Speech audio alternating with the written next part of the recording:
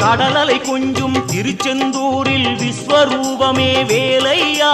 பழமுதி சோலை அறுபடை வீடும் புண்ணிய தரிசனம் முருகையா திருநீர் அணிந்து வரும் போது நெஞ்சில் நிம்மதி பிறக்குது கந்தையா